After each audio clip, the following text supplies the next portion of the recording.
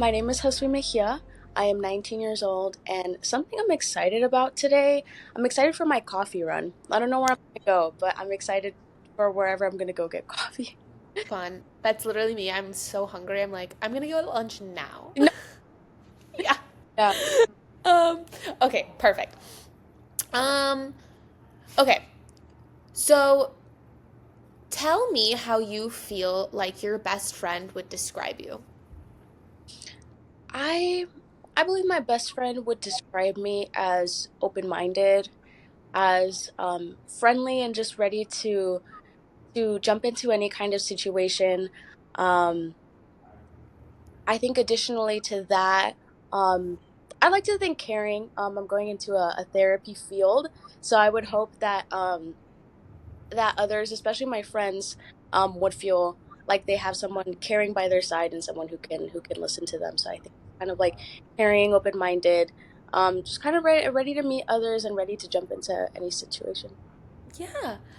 So you mentioned you want to go into a therapy field. What exactly are you trying to do? So I'm majoring in music therapy right now. Um, it's kind of a niche field, but it's a field where it's kind of like it sounds, you utilize their music in a therapeutic sense. You can use it in hospitals. You can use it for one-on-one counseling in schools. A lot of different sites. But you're using music in like different ways and different methods for people. Perfect. I love that. And that's so rewarding. Do you want to work with children, like specifically? Yeah, I do want to work with children. I see myself working either with special needs kids in schools or in hospitals, like in the PICU. Um, I think if I wasn't a music therapist, I'd want to be a child life therapist in hospitals. So something it's just really rewarding to be able to use what I love, which is music, Mhm. and to use that kind of like for kids, yeah, especially. Beautiful. Um, okay, so what do you feel like is an accomplishment, like personal project, extracurricular activity that you're really proud of working on, and tell me why? Yeah, so one of the things that I have been really proud of myself as of lately has been my gigging. I'm a singer-songwriter, and so I've been working on just kind of putting myself out there, especially since I go to school in Boston. I'm from California, but I was really used to gigging here in California. I lost it a little bit going to school, kind of with that transition of like moving, but this past semester, I had the opportunity to do a couple of gigs, like coffee shop acoustic gigs, um, and so putting myself out there in that manner was super rewarding and something I'm proud of, just because I get to perform and do what I love, but also because I get to put my music out there, my writing. Um, and I think that now the next step is releasing my own music in a platform where people can listen to that. That'll be kind of my next project. But right now, I think what was super successful were those gigs. Beautiful. Um, okay, so I feel like you have a lot of, you love music, love education, like you're studying. I feel like you're like, a sponge. You soak everything in. So, in terms of education, how would you as yourself define it? Education, in my own words, is a resource, is a space in which people of any age, of any background, of any circumstance can grow, can learn more about not just the world but about themselves, about what makes them um passionate, what they love and what they don't love. Mhm. And having that knowledge is just so powerful going out into the world. And so I believe it can be a powerful tool to learn about others but also to learn about oneself. Perfect. Do you feel like there's a topic or skill that should be taught in schools that isn't? Yeah, I believe something that isn't too touched on is disabilities, and both physical disabilities as well as developmental. It's something that we can just be having more conversations about from a very early age. I believe that people could benefit a lot from since elementary school, just learning about different kinds of disabilities, what can make a world or what can make spaces more disability friendly. Mhm. And I just think that that's something that could be very, very useful to people just moving forward in education in particular. Yeah. Perfect. Um, okay, so tell me about someone who you feel like has left a very large impact on you and why. Yeah, kind of, honestly, kind of sticking to that same answer that I gave previously. Someone who inspires me every day is my younger brother. Hmm. My younger brother is somebody who is on the autism spectrum, and he has just taught me and my family so much about his condition, but also just kind of how to navigate the world Hmm. with a family member with a disability, and how we can adapt to others, and most importantly, how we can be more understanding and empathetic towards other people in general. And I think it's for this reason also that I chose the career that I'm going to go into. He really inspired that, and seeing how he and others can benefit just from arts is so beautiful. And so I always kind of go back to my little brother as a point of inspiration for a lot of things, for music, for my career, but also for how I navigate the world myself today. Do you feel like there's a cause or social issue that you're really passionate about, and why is it important to you? Yes, I think I have a couple, but one of the ones that has always been super personal to me has been immigration rights.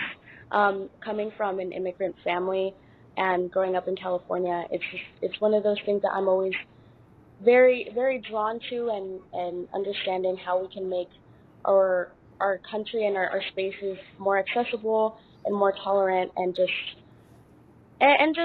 welcoming to immigrant communities, and also kind of understanding how immigrant communities serve us as a nation, and as a state as a whole.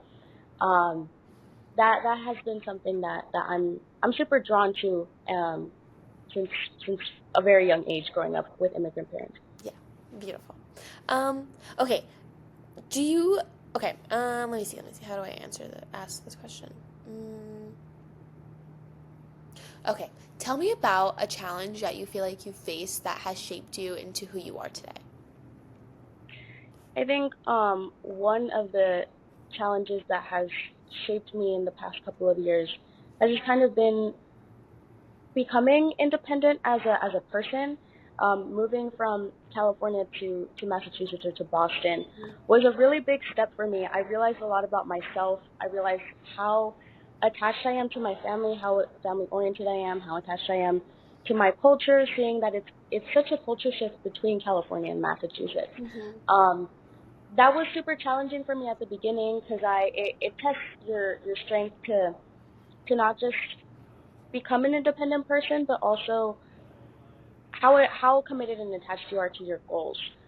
My goal in this case was pursuing college, and so kind of learning how to move forward, how to face challenges in life, because that's going to happen a lot. I'm going to move from place to place probably in the next couple of years, Yeah. and so many things are going to change, especially when one is in this kind of period.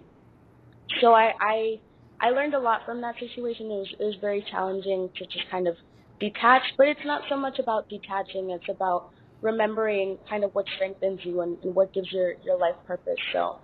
So even though it was a challenge moving, and that can be a challenge for everybody, it's also such a beautiful thing. Yeah. Beautiful. Okay, kind of going off of that, what do you feel like is a piece of advice that you could give to someone going through that similar challenge? Yeah, I think for anybody who's going through a very similar challenge, I would say reconnect with what makes you happy. Mm-hmm. And in this case for me, it was kind of music. I remember during this first like orientation week, I was super sad. I was crying all the time. I was kind of an emotional roller coaster. Yeah. Um, but I remember attending an event where they had performers, and that just it brought me back to square one, and it reminded me, oh, this is why I'm doing what I'm doing. This is why I'm here. Yeah. And so just kind of reconnecting to anything, whether it's art, whether it's reading or philosophy, anything that gives your life meaning.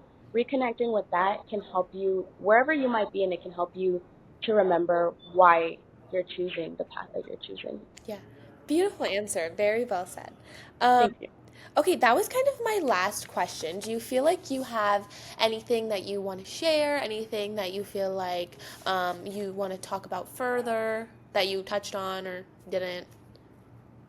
I guess the only thing I would like to mention further is, yeah, just I would encourage all of us to continue having an open heart towards others and to continue navigating the world with a lot of empathy.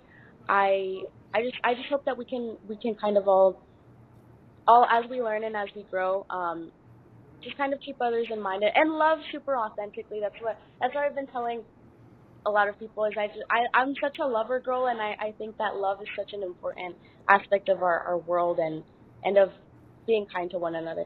Yeah. So I think that's kind of everything that I would want to put out there. But these were such beautiful questions that I think it kind of brought everything Yeah. out of me. So thank you so much for those wonderful questions. Of course. It was my pleasure speaking to you. Hey YouTube, if you enjoyed this person's story, don't forget to subscribe below to hear more from our inspiring youth.